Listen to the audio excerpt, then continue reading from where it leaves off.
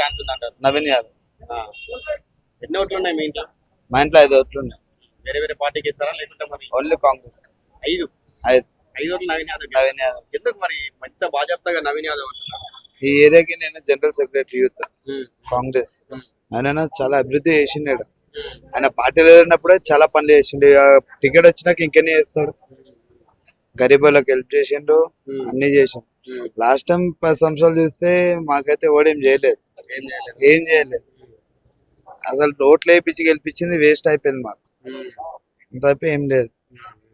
అదే నవీన్ యాదవ్ గెలవాలని. మరి కొంతమంది అంటే నవీన్ యాదవ్ బ్యాక్గ్రౌండ్ ఇంత ముందు ప్రీవియస్ కొంచెం కరెక్ట్ కాదు అని చెప్పి అంటున్నారు. ఏం చెప్తారు అన్న? 100 మంది 100 రకాలు అనుకుంటారన్న. అవన్నీ మాకు వద్దు. మేము ఆయన నమ్మినాం, ఆయన మమ్మల్ని చూసుకుని అంతే. ఎవడో గాలి పోయి కదా ఆయన పోయి ఈయన రౌడీ అయిపోద్ది కదా అన్న. మాది మాకు తెలుసు, పబ్లిక్ కి ఆయన గెలుస్తాడు, ఇది అవుతాడు. మేము గెలిపించుకునే కెపాసిటీ మాకుంది. మాకు తెలుసు ఎట్లా గెలిపించుకోవాలి, ఎట్లా చేయాలో.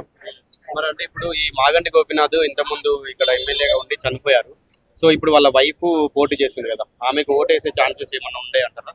అన్న ఇప్పుడు ఏడ్చుకుంటే ఏంటి సేమ్ ఫైదా అన్న. అప్పుడు కేటీఆర్ అన్నాడు ఏమని, సింపతి అడిగిన వాళ్ళకి ఓట్లు వేయొద్దు అన్నాడు స్టార్టింగ్ లో అన్నాడు. ఇప్పుడు వీళ్ళు ఏం చేస్తారు అన్న? చెప్పండి, మీరే చెప్పండి. మీ మీడియా మీకు తెలుసు కదా.